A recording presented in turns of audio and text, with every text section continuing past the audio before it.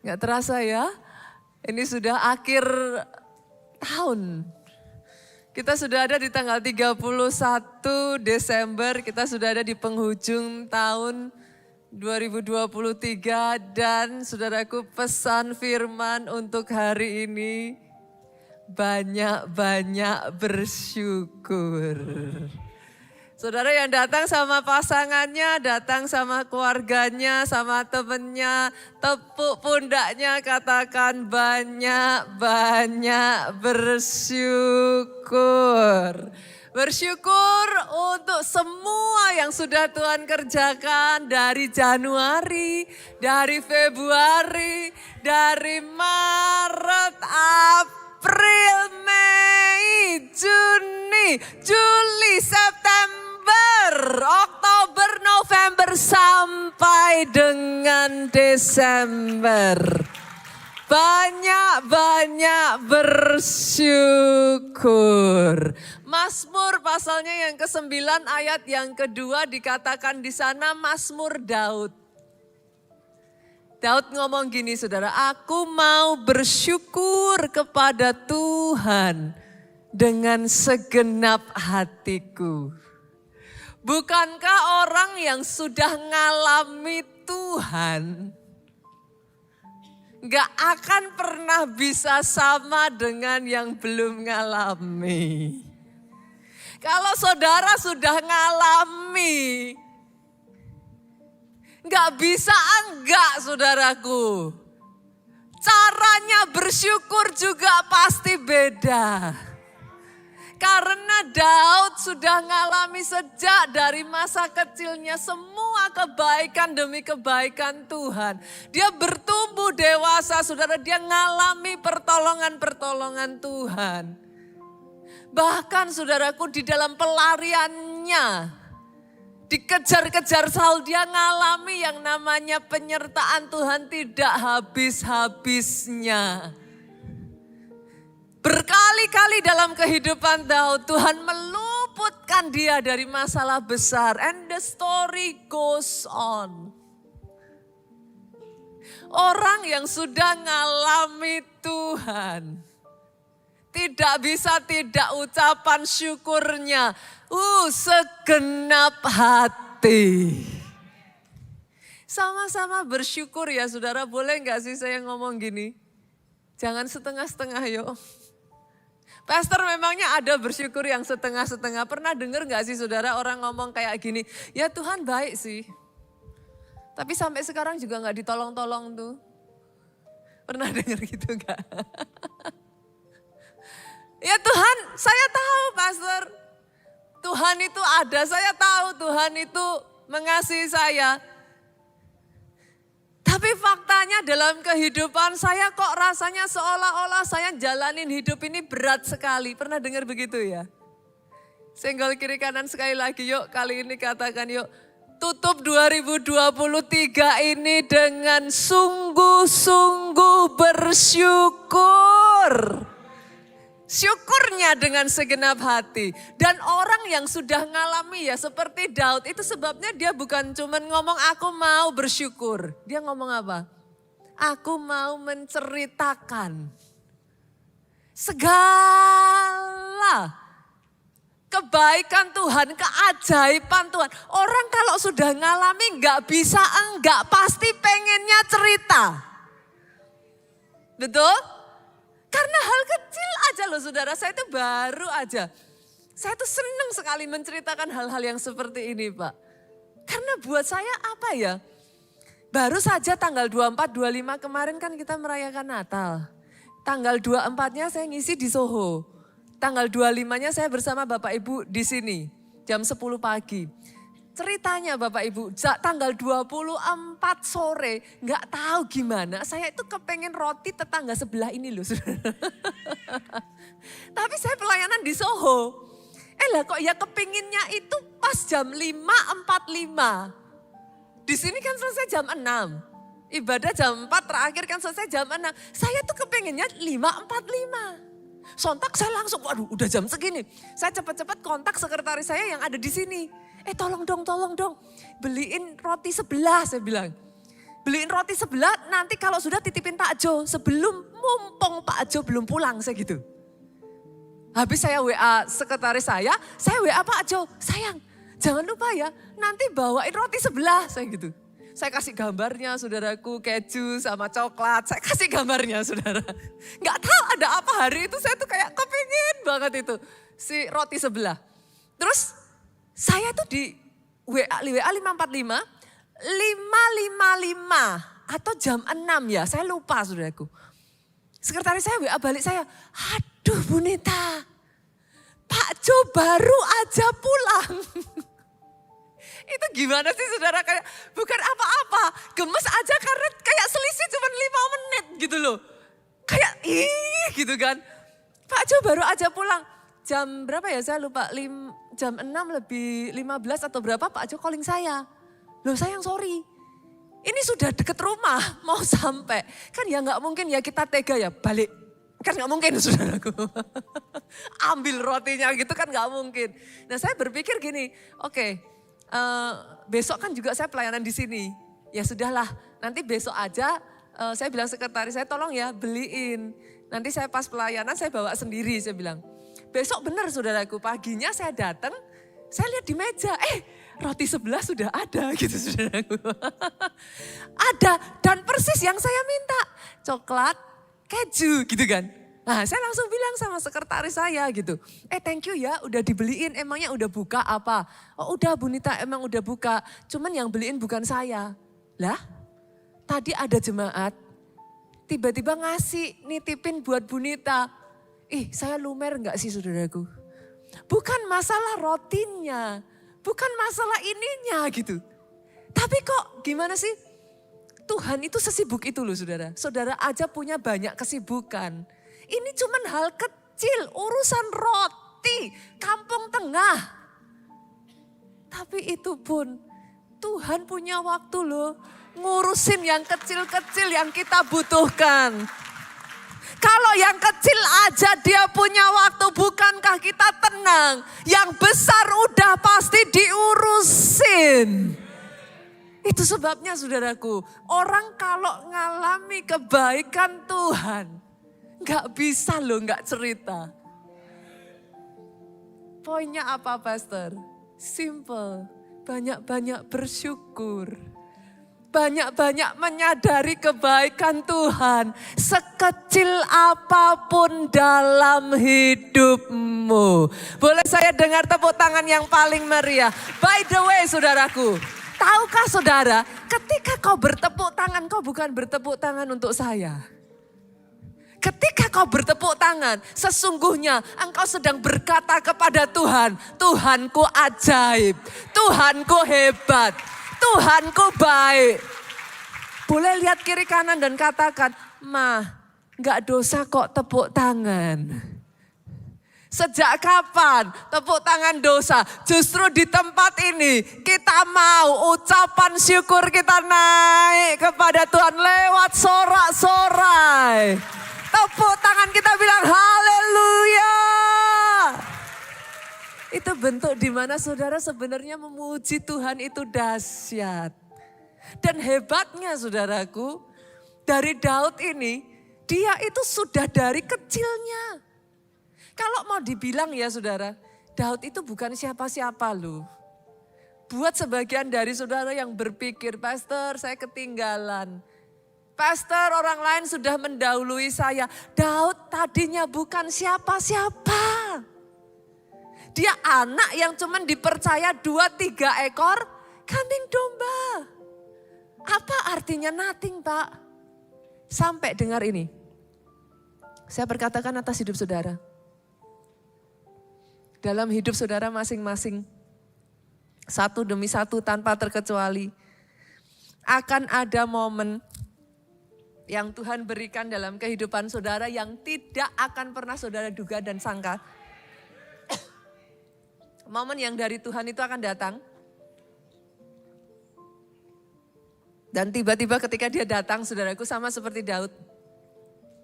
Samuel diutus. Ketika momen itu datang, dimanapun engkau berada, He will locate you. Dia akan mencari engkau tidak peduli engkau bersembunyi di mana, keadaanmu seperti apa, He will locate you. Dan sekali dia menemukan saudara, sama seperti Daud, Samuel menumpangkan tangan ke atas Daud. Dari situlah dimulai era mujizat atas hidup Daud. Pastor, what do you wanna say? Jangan remehkan penumpangan tangan, saudaraku. Nanti tanggal 7, seperti biasa di awal tahun gereja kita akan selalu mengadakan, saudaraku, ibadah pembukaan tahun. The first Sunday of the year. Dan di momen itu justru nanti semua jemaat akan maju ke depan, kita akan berdoa. Jangan remehkan. Termasuk ya saudaraku, jangan buru-buru pulang. Boleh gak kita create culture seperti itu di keluarga Allah? Jangan buru-buru pulang, terima doa berkat terlebih dulu. Karena begitu Daud diberkati oleh Samuel, saudara. Waktu berjalan ya, tiba-tiba kesempatan demi kesempatan demi kesempatan itu berdatangan. Goliat menantang Israel dan dengar baik, banyak kali masalahmu adalah kesempatanmu. Come on, itu sebabnya kembangkan hati yang bersyukur. Banyak-banyak bersyukur. Banjiri Tuhan dengan ucapan syukur. Karena bahkan kesempatan bisa jadi mahkota dalam kehidupan saudara. Masalah diubah jadi kesempatan yang mendatangkan mahkota. Itu yang terjadi buat Daud. Di tengah tantangan Goliat, Tuhan pakai Daud. Tuhan pakai Daud mengalahkan Goliat. Sampai akhirnya saudaraku, gara-gara mengalahkan Goliat, Daud yang tadinya nobody, diangkat jadi anaknya raja loh. Menantunya raja loh. Dari menantunya raja diberikan gelar kepahlawanan. Orang menyanyikan tentang Daud. Saul mengalahkan beribu-ribu. Daud berlaksa-laksa. Tiba-tiba karirnya Daud melonjak begitu rupa, saudaraku. You never know. You never know. Satu hal yang saya ingin sampaikan di akhir tahun ini, saudara. Jangan jadi orang yang susah bersyukur. Banyak-banyak banjiri Tuhanmu dengan ucapan syukur. Karena yang namanya bersyukur itu state of heart. Saya buktiin saudara. Kita buka ya, Lukas pasalnya yang ke-17. Kisah dari 10 orang kusta. Lukas 17 ayatnya yang ke-12 sampai 18. Ketika ia memasuki suatu desa, datanglah 10 orang kusta menemui dia. Yang ketemu Yesus berapa sudah? 10 orang kusta. Dan ayat ini ngomong, nah ini perhatikan. Mereka tinggal berdiri agak jauh. Setiap ayat ditulis itu ada artinya. Jangan dilewatkan. Pernahkah saudara berpikir kenapa mereka tinggal berdiri agak jauh? Zaman itu saudaraku, kalau saudara kena penyakit kusta, saudara itu diasingkan dari masyarakat. Beda dengan keadaan sekarang. Kusta itu penyakit yang mematikan di zaman itu. Dan penularannya sangat cepat, saudaraku. Itu sebabnya orang yang terkena penyakit kusta nggak akan boleh bersosialisasi di masyarakat. Dan nggak seperti sekarang, saudaraku. Zaman itu orang yang sakit kusta itu nggak boleh pakai baju seperti saudara gini. Bajunya dibedakan. Ada seragamnya. Untuk menunjukkan ini orang sakit kusta, jangan dekat. Itu sebabnya mereka ngomong sama Yesus, mereka tinggal berdiri agak jauh, itu sebabnya harus teriak. Karena Yesus gak bisa dengar.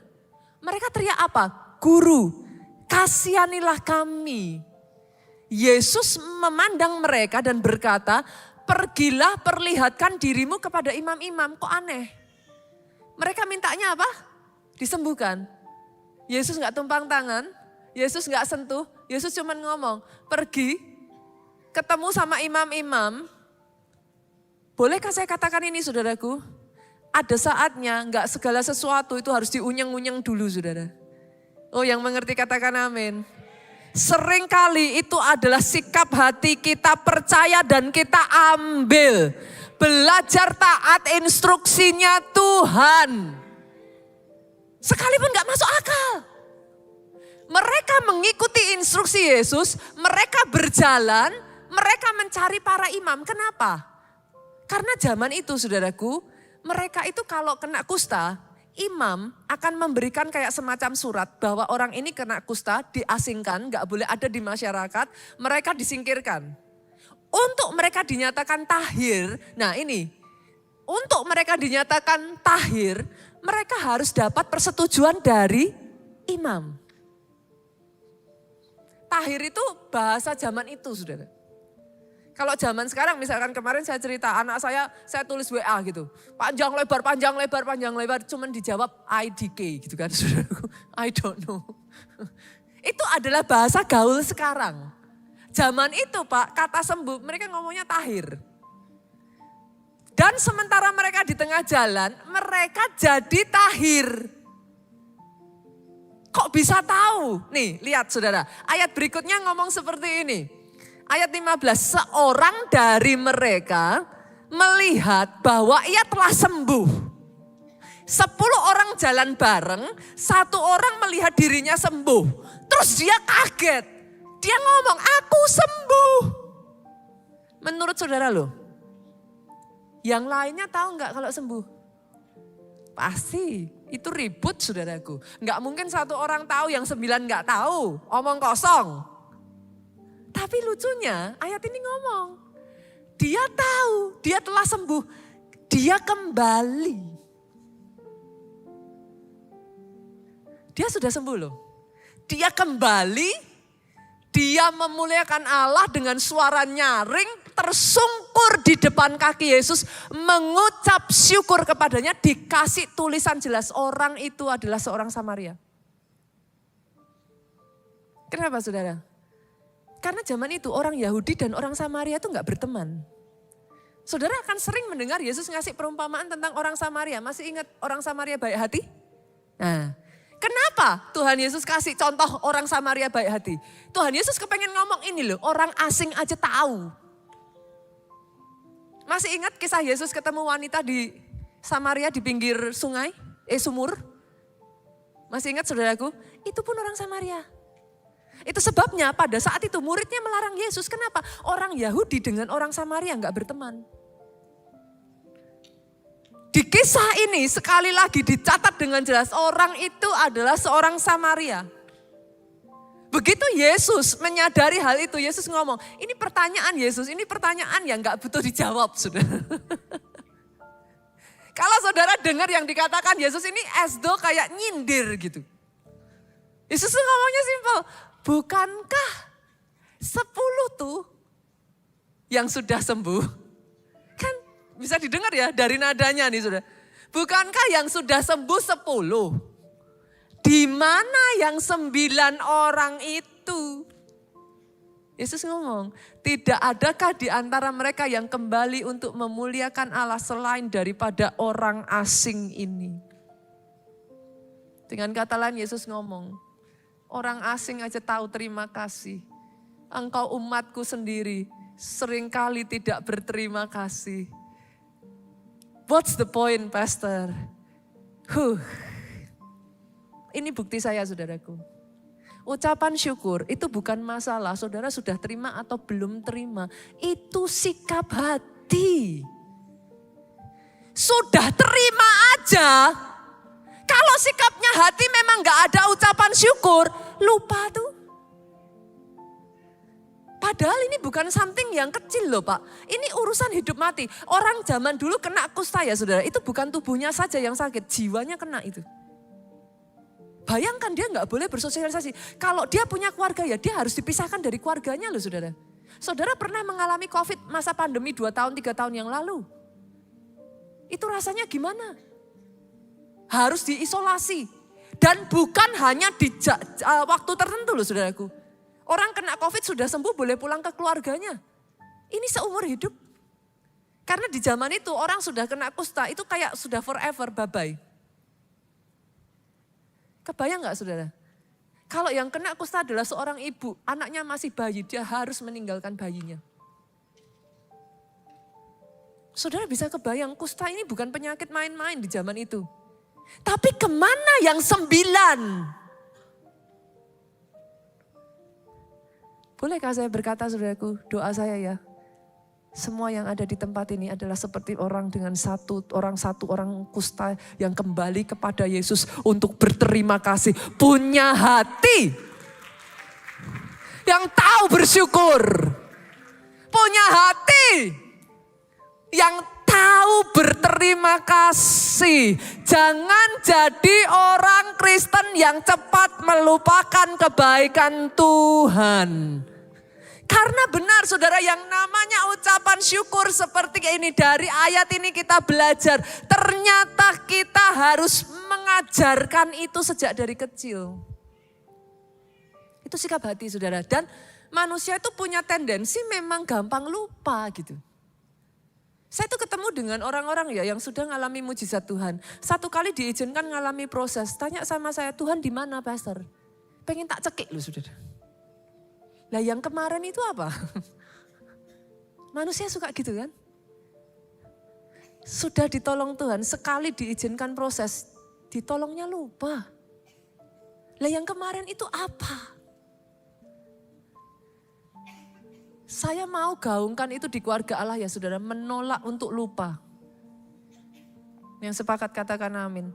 Menolak untuk lupa. Kita tidak mau melupakan kebaikan Tuhan. Sejak dari kecil, Bapak Ibu bolehkah saya minta, kita sebagai orang tua ya saudara ngajarin anak kita untuk berterima kasih, betul?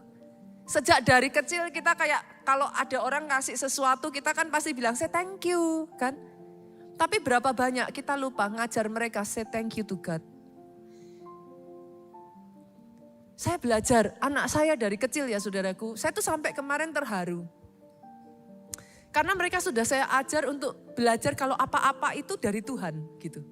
Jangan melihat sesuatu yang terjadi di sekelilingmu sebagai kebetulan. Ya apa? Lucky aja, beruntung aja. No. Tidakkah saudara tahu? Ada tangan yang tidak terlihat. Dia bergerak dan mengatur semuanya untuk saudara. Tidak ada yang namanya kebetulan. Di dalam Tuhan dia atur hidupmu sampai titik paling kecil sekalipun saudaraku. Saya ajarkan anak-anak saya setiap kali ya saudaraku, kadang ya kita cari parkir. Saya selalu bilang doa yuk minta Tuhan tempat parkir. Nanti kalau sudah dapat saya ngomong tuh Tuhan Yesus baik. Nah karena anak saya sudah saya ajar dari kecil, kemarin saudaraku. Singkat cerita kita tuh satu keluarga ngerayain Natal sekalipun udah terlambat. Saking sibuknya kegiatan saudara, kami itu di keluarga punya tradisi gitu Pak. Boleh nggak dipertahankan tradisi di rumah saudara? Jangan hanya berlalu ya, jangan Natal terbaiknya hanya di gereja ya. Boleh katakan amin? Pertahankan saudara, ada tradisi lah gitu. Nah kami biasanya kalau Natal itu kan selalu ada dinner bersama, kayak nyalain lilin, nanti saya ngasih perenungan firman buat anak-anak. Susternya saya ajak saudaraku, sama-sama anjing-anjing juga ikut saudara. Anjing-anjing saya itu saudara, kami penyalaan lilin apa ya, mereka ikut heboh saudara. Itu anjing saya ada loh yang di pangku suster saya dipeluk gini, diem sambil dengerin Pak Joko khotbah saudara. Diem, dia beneran diem dengerin Pak Joko khotbah. Setelah penyalaan lilin kan akan ada kayak renungan Natal gitu, apa sharing firman singkat gitulah saudaraku. Kemarin Pak Jo bagikan buat anak-anak, Pak Jo menceritakan saudara sesuatu yang sangat indah sekali. Dalam hidup kita ini ada satu yang paling mahal yang tidak akan pernah bisa dibeli. Namanya adalah waktu. Dan di dalam setiap kehidupan ya saudaraku, ada yang namanya memori yang saudara tidak akan pernah bisa hilang dari hidup saudara. Itu sebabnya di momen 2023 collect memori dari orang-orang yang kita kasihi. Karena enggak selamanya gitu. Saya bisa duduk tahun depan aja, mungkin saya sudah enggak bisa lagi bersama anak saya yang pertama, saudaraku, di momen Natal. Dia sudah kuliah. Jadi betul sekali yang Pak Jo kemarin ajarkan gitu. Memori itu sesuatu yang berharga yang ya itu yang saudara punya gitu. Let's collect memory. Let's create memory. Nah setelah singkat cerita saudara, kami mempersiapkan ada permainan, ada game, ada segala macam, tukar kado. Singkat cerita, saya itu udah mepet waktunya. Karena saking kayak terus gitu saudaraku. Mepet waktunya harus segera bungkus kado. Saya cari-cari isolasi, kan kecil tuh sudah, urusan isolasi. Isolasi saya habis. Waduh, apa? Saya cari, akhirnya ketemu 1 biji. Aduh, udah lega saudaraku, puji Tuhan ketemu 1 biji. Ketemu 1 biji, mau saya bungkus, saya masih ke sana, masih ke sini. Ibu-ibu pernah nggak kayak gitu? Sambil bawa barang ke sana, ke sini, sampai di tempatnya sudah hilang tuh isolasinya. Aduh, saya pikir saya taruh mana ya tadi ya. Saya cari itu nggak ketemu, saudara. Saya gemes, saya bilang sama susternya, Sus, masih ada isolasi enggak? Ada, Mom, katanya. Tapi ketika dibawa, sudah tahu isolasi itu kalau udah mau habis, itu kan tinggal segulung terus habis itu kertas itu loh, saudaraku. Aduh, saya ngeliat ini apa cukup, udah gak cukup. Saya bilang, Sus, gak cukup. Aduh, udah gak punya lagi loh, Mom. Saya bilang sama anak saya, Jen, Mom tolongin dong, cariin isolasi Mom. Sudah tahu gak? Datang dia bawa isolasi kan. Saya pikir isolasi saya terus dia bilang apa, saudara? Tuhan Yesus baik, Mom. Saya kaget dulu. Anak ini bisa bilang, Tuhan Yesus baik, Mom. Tadi waktu Jen disuruh Mom, Roh Kudus ingatkan Jen. Saya pikir kok bahasanya kok rohani banget ya.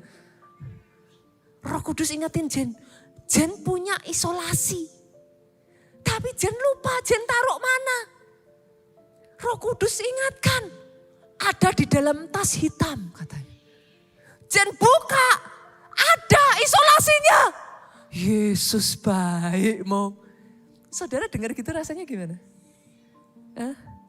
Bolehkah Bapak Ibu ajar anak saudara sejak dari kecil?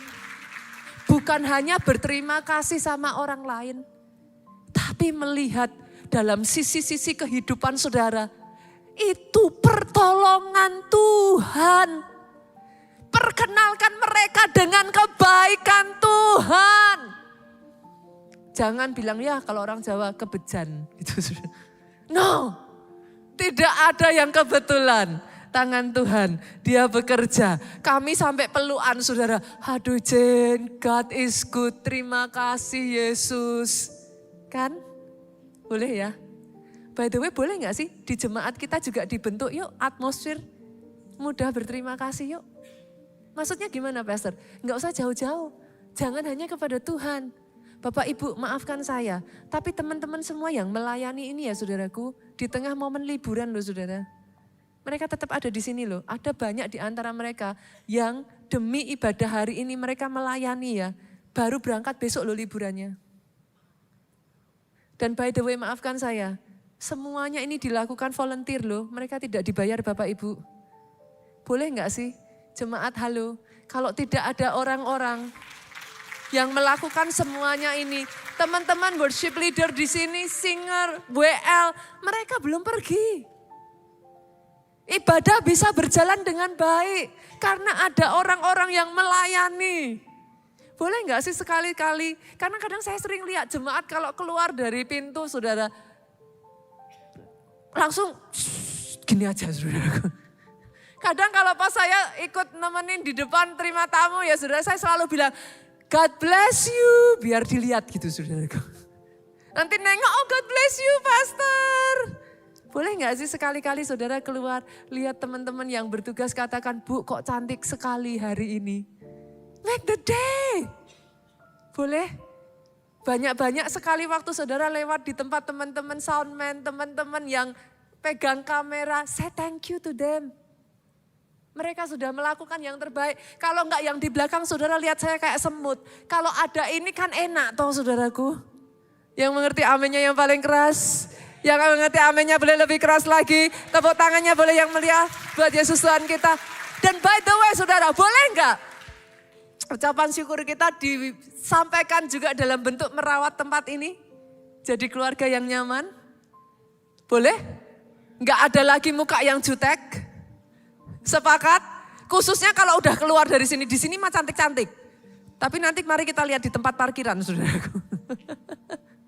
Boleh gak sih kalau saudara ambil motor, say thank you pada Bapak yang sudah menjagakan motor saudara. Yang mengerti katakan amin. Mari kita create. Sama-sama ya saudaraku, buang sampah kalau di sini mah nggak ada. Tapi coba di kamar mandi. Pernah nggak sih kadang buang sampah kan kita males nih dari jauh. Gitu kan. Dilempar. Ya kalau masuk, kalau nggak masuk. Yang jadi masalah habis nggak masuk ditinggal saudaraku. Boleh nggak? Kalau toh itu nggak masuk, jangan jijik dong, ambil kembalikan lagi. Yang mengerti amennya yang paling keras. Mari kita banyak-banyak ciptakan atmosfer saling menghargai, saling berterima kasih, saling menghormati di gereja kita. Sekali lagi tepuk tangannya yang paling meriah buat Yesus Tuhan kita.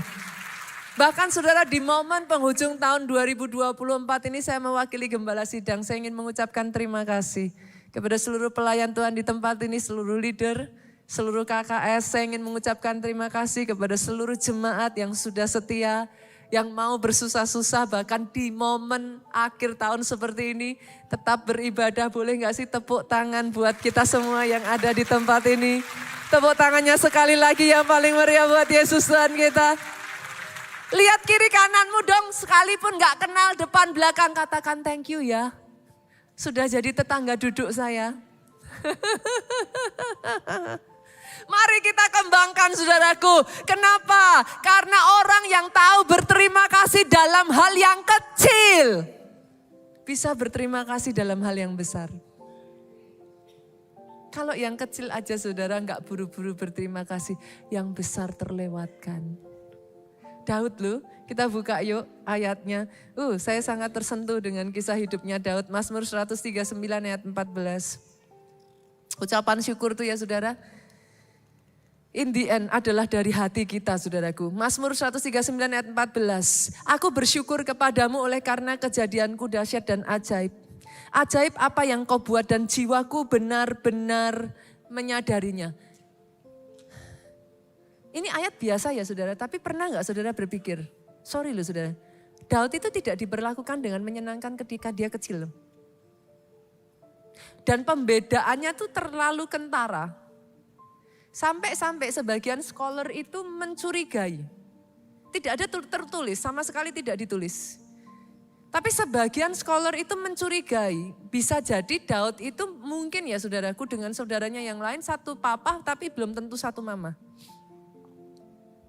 Karena perlakuannya tuh sangat berbeda sekali saudara. Nggak masuk akal gitu. Semua kakak-kakaknya masuk ke tentaraan. Daud itu sendirian, dia cuman gembala kayak 2-3 ekor. Tapi hebatnya Daud itu bisa ngomong. Aku bersyukur kepadamu oleh karena kejadianku dahsyat dan ajaib. Itu nggak gampang loh. Berapa banyak orang akan cenderung ngomong gini. Kok Tuhan nggak adil ya? Kok saya beda? Kok saya nggak seperti yang lain? Kok saya ngalaminnya beda? Saya kalau boleh ngomong gini saudara, sudut pandang kita akan menentukan hasil akhir. Karena apa yang kau lihat akan menentukan apa yang kau dapatkan. Bagaimana caramu melihat dirimu? Kalau kau melihat pastor saya ini bukan siapa-siapa, saya orang kecil, saya nggak bisa apa-apa. That's it. Tapi ketika kau bisa melihat dalam diriku ada keajaiban Tuhan, dahsyat caraku dibentuk. Aku orang yang spesial. Aku dibedakan Tuhan karena ada maksud Tuhan yang ajaib. Karena Tuhan punya rencana. Sudut pandang kita menentukan hasil akhir. What you see is what you get. Pertanyaannya, what do you see? Daud anak yang dibedakan. Daud anak yang diperlakukan tidak adil. Tapi dia tidak pernah melihat dirinya sebagai orang terbuang. Sudut pandangnya membuat setiap kali dia memetik kecapinya, dia berkata, engkau baik Tuhan. Pertanyaan saya, what do you see in your life, Pak? Tuhan gak pernah tolong saya pastor, ya kayak ginilah hidup pastor, saya harus berjuang sendiri pastor. Apa-apa saya lalui sendiri pastor, saya gak punya siapa-siapa pastor. Is that what you see? Atau kau bisa melihat sama seperti Daud? Bahkan dia yang diperlakukan dengan tidak adil. Dia mensyukuri kejadiannya. Dia mensyukuri keadaannya. Dia mensyukuri hidupnya. Doa saya 2023 ini masuk ke 2024. Engkau bisa melihat 2024mu adalah tahun yang terang benderang. Tahun yang penuh anugerah. Tahun yang penuh penyertaan Tuhan. Tahun yang diurapi. Ucapan syukur saudaraku. Perhatikan ini. Ucapan syukur akan membuat engkau melihat dengan cara yang berbeda. Dan hebatnya Daud ya saudara, bukan hanya itu. Gimana sih? Dia tuh bukan cuman kayak ngajar dirinya sendiri. Saya tuh paling suka dari Daud tuh dia tuh ngerinya ya saudara. Begitu dia diangkat jadi raja. Dia yang tadinya suka nyembah, sekarang dibuat pondok Daud. Seluruh rakyatnya nyembah Tuhan. Dia yang tadinya orangnya gampang berterima kasih. Seluruh rakyatnya diajar berterima kasih loh saudara. Loh pastor, kenapa bangsa Israel perlu diajar berterima kasih? Loh baca tuh Keluaran saudaraku. Bangsa Israel tuh bangsa yang paling tegar tengkuk. Dikit-dikit ngomel. Bener kan? Saudara lihat aja, negatif, always negatif. Kurang apa loh Pak? 10 tulah. Saudara ngelihat satu mujizat aja. Yang dilakukan pada zaman itu sudah kayak, ini 10 loh Bu. Kurang pembuktian apa? Masih ngomel tuh. Nih poinnya ini saudara. Ucapan syukur itu sikap hati. Bukan sudah dapat atau belum dapat. Orang yang sudah dapat pun bisa kok enggak bersyukur. Itu poinnya.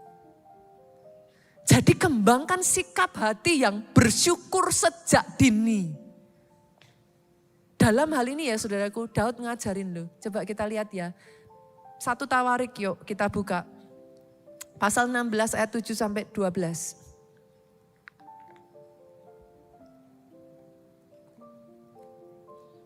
Kemudian pada hari itu juga, maka Daud untuk pertama kali menyuruh Asaf, diajarin saudaraku. Dan saudara-saudara sepuaknya menyanyikan syukur bagi Tuhan, diajarin. Ayat 8, bersyukurlah kepada Tuhan, panggillah namanya, perkenalkanlah perbuatannya di antara bangsa-bangsa. Daud itu ngomong sama Asaf, bermazmur, yuk nyanyi. Kadangkala saudaraku, saya tuh menemukan dari jemaat pun, kita perlu belajar loh Bapak Ibu. Pernah nggak kadang lihat sesama atau di sini yang baru pertama kali hadir nggak usah angkat tangan. Kadang yang lain nyembah, angkat tangan. Ada loh yang cuman gini. Betul? Kenapa? Kita mau belajar sama-sama saudara. Harus belajar. Gimana sih memuji Tuhan? Gimana sih nyenengin hati Tuhan? Pastor, emangnya saya nggak boleh ya? Kalau cuman lihat aja. Ya bukan masalah boleh nggak boleh. Saudara datang ke sini karena siapa? Tuhan toh. Sama-sama datang nyenengin hati Tuhan dong. Yang sepakat katakan amin. Jadi bukan masalah salah nggak salahnya saudaraku. Tapi ayo sama-sama kita belajar. Gimana pastor? Nah ini lihat saudara ayat 9. Bernyanyilah baginya. Waktu nyembah, waktu yang lain nyanyi jangan diem. Ayo nyanyi sama-sama. Bermazmurlah baginya. Kalau pas penyembahan saudaraku, yang bisa bahasa roh, kok berbahasa roh, irama kasyata karala, kok berbahasa roh. Atau kalau enggak, bermazmur. Tuhan engkau baik Tuhan. Tuhan engkau dahsyat Tuhan. Terima kasih Tuhan. Bermazmurlah, percakapkan segala perbuatannya yang ajaib. Senggol kiri kanan, jangan percakapkan gosip. Percakapkan segala perbuatannya yang baik. Kita lanjutkan ayat ini coba saudaraku, ayat yang 10. Bermegahlah di dalam namanya yang kudus. Biarlah bersuka hati orang yang mencari Tuhan. Jangan datang sambil sedih. Sama-sama ada masalah, sama-sama ada mungkin hal-hal yang tidak mengenakkan. Bersukacitalah. Bahkan dikatakan ingatlah perbuatan ajaib yang dilakukannya. Tahukah saudara salah satu cara kita bersukacita? Ingat-ingat tuh semua pertolongan Tuhan dalam hidup kita. Kalau engkau sudah mulai down, engkau ngerasa aduh kok hidupku kayak gini ya. Ingat-ingat segala kebaikan Tuhan. Ingat-ingat semua mujizat-mujizatnya. Tapi jangan lupa, Tuhan suruh ingat-ingat penghukuman yang diucapkannya. Maksudnya gimana Pastor? Loh Tuhan tuh ajaib, bukan cuma mujizat yang disuruh ingat tuh saudara. Penghukuman tuh gimana? Ketika kita salah, kita diizinkan ngalami, ada punishment-nya. Tuhan ngomong, ingat, jangan dilakuin lagi. Amazing ya, amazing ya. Kenapa Pastor? Kenapa attitude seperti ini harus dikembangkan? Karena mujizat, ucapan syukur kita ini menarik, melipat gandakan mujizat berikutnya. Oh benar saudaraku, ucapan syukurmu akan melipat gandakan mujizat. Kok bisa Pastor? Lo bisa.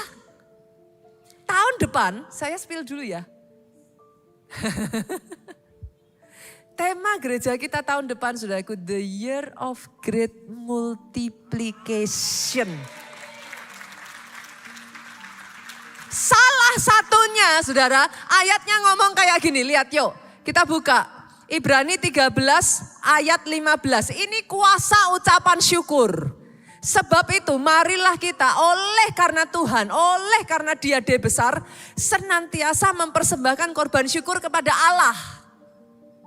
Saya tertarik dengan kata senantiasa sudah. Yang namanya senantiasa itu seminggu sekali, sebulan sekali, selalu katanya tadi sudah.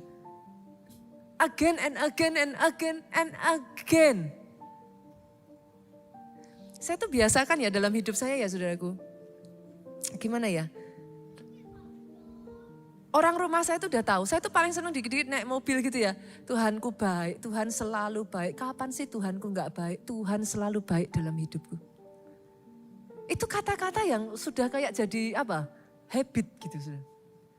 Mau ngalami seperti apapun, saya terlalu terbiasa ngomong seperti itu. Terima kasih Tuhan, Tuhanku baik, Tuhan selalu baik. Kapan Tuhan gak baik? Dan ajaibnya ya, saya tuh merasakan saudara. Setiap kali saya mengatakan itu, bahkan ketika belum terjadi apa-apa. Ada saja tuh pertolongan Tuhan tuh. Bahkan saya ngalami yang tidak baik sekalipun, diubah Tuhan.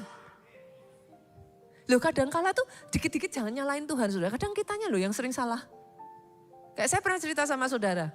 Saya tuh beli tiket, pergi ke Bali. Semua saya beliin.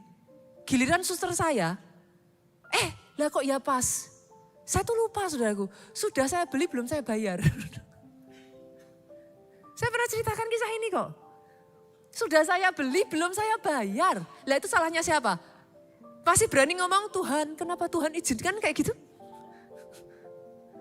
Udah tahu kitanya salah kok. Kadang orang Kristen kan sukanya gitu, dikit-dikit Tuhan yang salah. Udah tahu kitanya yang lupa, gak kita bayar. Puji Tuhannya saudaraku, pesawatnya hari itu full book semuanya. Ajaibnya lagi, anak saya karena ujian, satu orang gara-gara dia ujian dikabari mendadak gurunya, dia gak bisa berangkat. Tiketnya dipakai suster saya. Dan karena itu tiket yang berbeda nama gak bisa ditukar. Secara aturan tetap gak bisa, itu tiket harus dilepas. Padahal begitu tiket dilepas itu sudah umum. Boleh diambil orang lain cepet-cepetan saudara. Ketika saya ngalami itu, saya nggak langsung panik, saya nggak langsung ngomong sama suami saya cuma ngomong terima kasih Tuhan. Tuhanku selalu baik. Bahkan ketika pintu tertutup, Tuhanku selalu baik. Tuhan sanggup buka jalan. Saya ditemukan dengan orang-orang baik yang membantu saya semua prosesnya berjalan dengan lancar. Saya tidak terkena biaya apapun sedikit pun. Dikembalikan dan namanya bisa diganti ke nama suster saya, saudaraku. Boleh kita kasih tepuk tangan. Ucapan syukurmu memultiplikasikan mujizat atas hidupmu. Banyak-banyak ucap syukur. Dan perhatikan ini saudaraku, perhatikan ini. Lihat, cara Yesus melipat gandakan mujizat. Kita lihat, Lukas 9 ayat 16 sampai 17. Lihat ini saudara. Setelah itu ia mengambil 5 roti dan 2 ikan itu. Berapa? 5 roti, 2 ikan. Boleh gak lihat ke depan dulu Bapak Ibu? 5 roti kalau kita di orang Indonesia anggaplah itu nasi gitu ya. 5 roti itu nasi, 2 ikannya lauk lah ya. Kira-kira bisa ngasih makan berapa orang ya? Berapa? Ya kalau satu ikan, 1 orang ya cuma 2 gitu kan saudaraku. Kalau ini nasinya ada 5, ikannya 2, kalau mau berbagi ya diparuh-paruh 4 gitu kan saudaraku. Ya katakan saya taruh 3 sampai 4 orang, masuk akal ya? Masuk akal. 3-4 orang, compare 5.000 laki-laki, belum wanita, belum anak. Lebih dari 10.000, bisa 15.000 saudaraku. Menurut saudara, 5 orang tadi itu, hanya 3 sampai 4 orang tadi itu saudara. Sedikit apa banyak? Tapi lihat Yesus, dengan yang sedikit yang ada di tangannya, apa yang dia kerjakan? Ia menengadah ke langit. Saya nggak tahu yang ada di tangan saudara sedikit atau banyak, tapi dengan sedikit pun menengadahlah ke langit. Lihat kepada Bapakmu. Dan dengar saudara, ini yang Yesus lakukan. Dia ucapkan berkat. Jangan sekali-kali kau lihat apa yang ada di tanganmu dan kau bilang gini, cuman kayak gini, bisa apa? Cuman sedikit begini, mana bisa bersaing. Dengan yang sedikit yang ada di tanganmu, menengadahlah ke atas. Ucapkan berkat, terima kasih Tuhan. Engkau mencukupkan, Engkau yang memberkati, Engkau yang mengadakan yang tidak ada jadi ada. Dan ketika Yesus lakukan itu, lihat saudara. Dia memecah-mecahkan roti itu, memberikannya kepada murid-muridnya supaya dibagikan kepada orang banyak. Apa yang terjadi? Mereka semua makan sampai kenyang, mengumpulkan potongan roti yang sisa sebanyak 12 bakul. 2024, tahun pelipat gandaan. Dijadikan atas kehidupan saudara. Dengan yang kecil yang kau miliki. Tapi kau menengadah ke atas. Engkau ucapkan berkat. Pujianmu, ucapan syukurmu. Menarik mujizat Tuhan terjadi. Aminnya yang paling keras. Aminnya yang lebih keras, tepuk tangannya yang paling meriah buat Yesus Tuhan kita. Pastor, lah kalau nanti nggak terjadi terus gimana? Saudara sekali lagi ya, ucap syukur itu bukan nunggu sudah jadi. Itu state of heart. Dan kadang saya tuh menemukan ya cara kerjanya mujizat itu begitu. Saudara percaya nggak percaya ya dalam hidup saya, pemain musik boleh maju ke depan. Saya itu khususnya urusan hujan saudara. Itu tuh sudah seperti jadi kayak iman yang natural gitu. Iman yang kayak, pokoknya kalau lihat hujan aja saudaraku, udah kayak dengan sendiri pawang hujan katanya, enggak Bu. Tapi itu sudah jadi kayak like natural faith gitu saudara. Dalam hidup kita tuh sebenarnya seperti itu. Saya beberapa waktu lalu pelayanan di Bandung saudara. Semua cuaca cerah, tiba-tiba pas saya tuh mau ke kamar mandi Bu. Turun mau buang air kecil, kan harus turun di rest area. Dari jarak kira-kira 1 kilometer mau masuk ke rest area, tiba-tiba beres hujan. Saya tuh langsung loh, dengan spontan terucap di mulut saya, terima kasih Tuhan. Nantikan waktunya saya turun dari mobil, hujannya berhenti.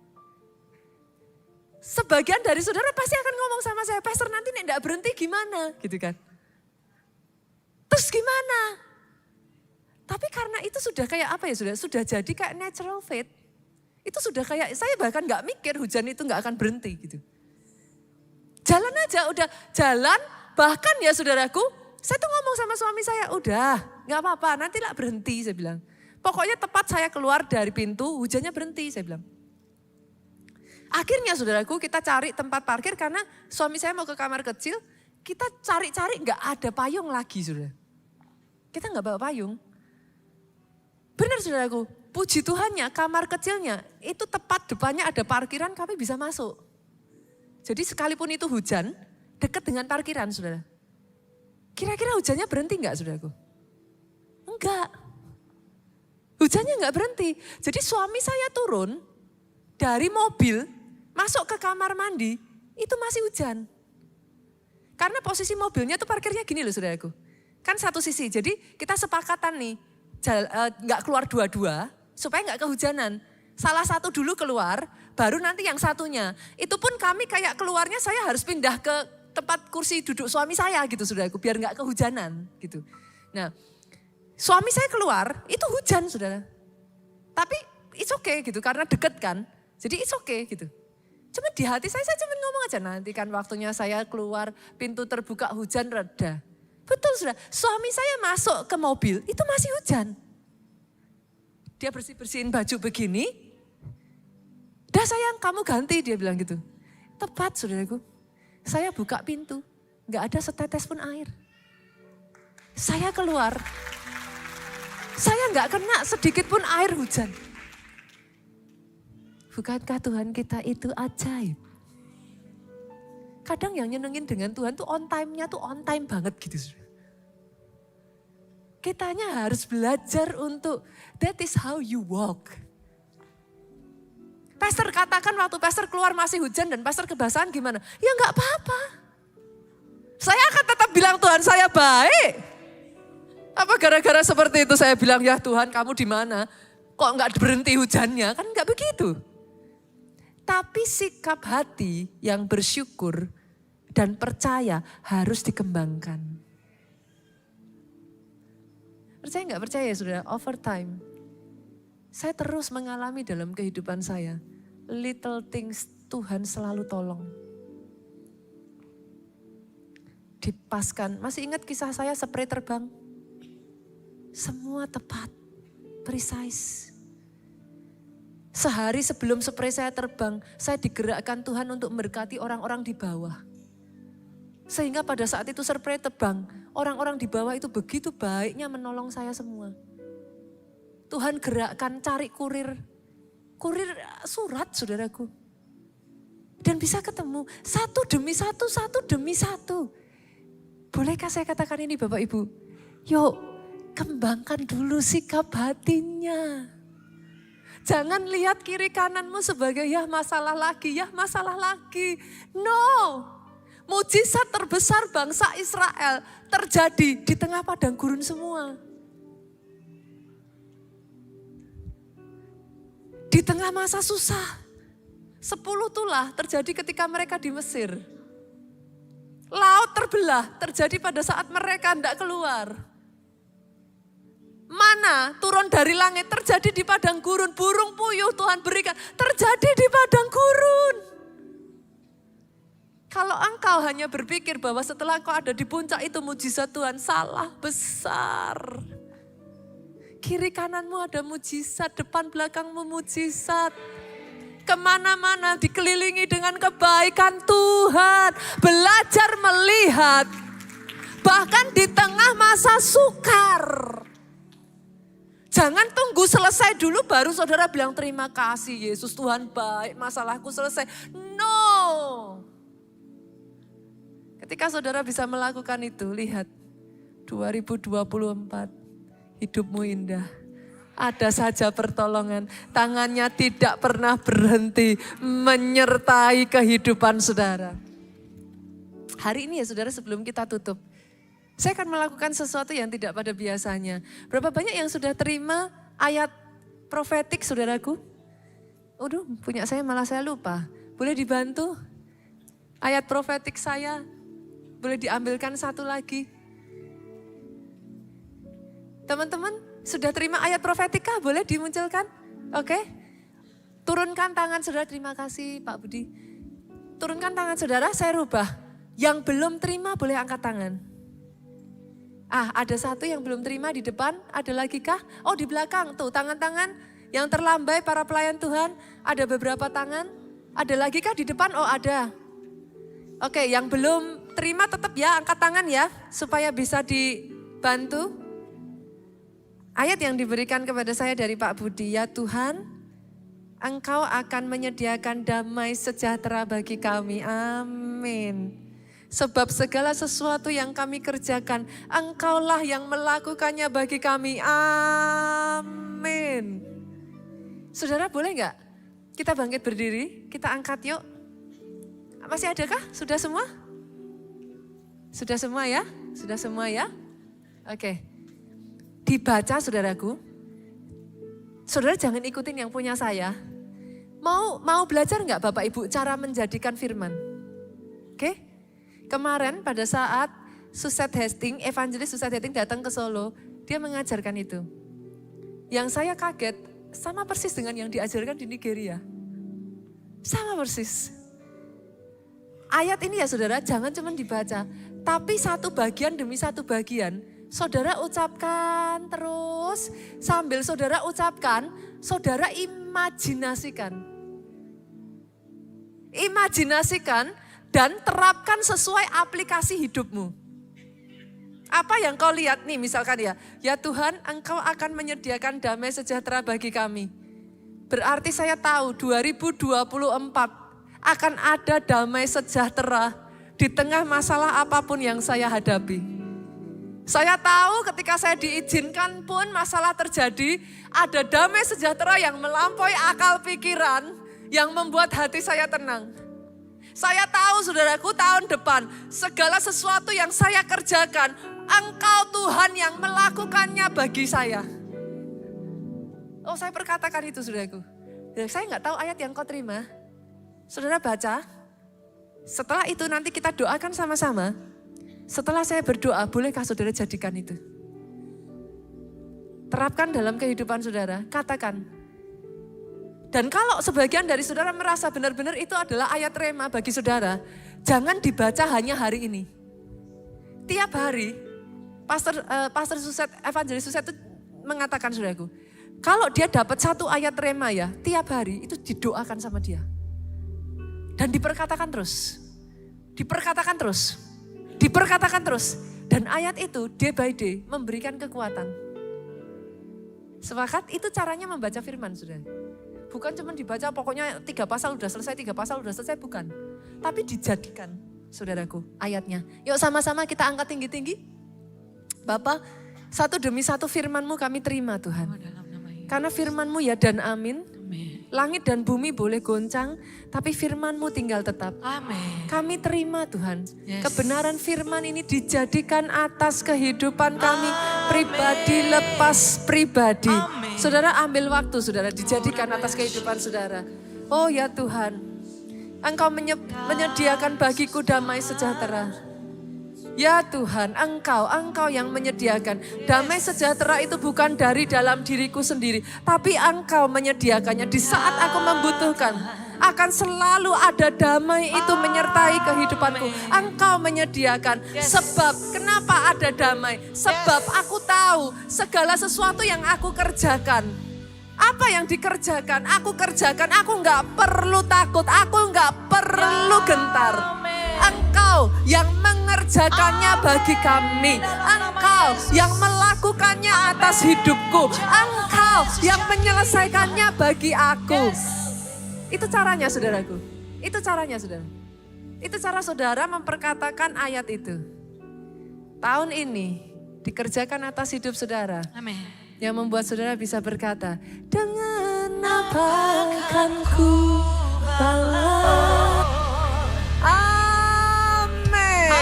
Amin. Silakan duduk jemaat Tuhan.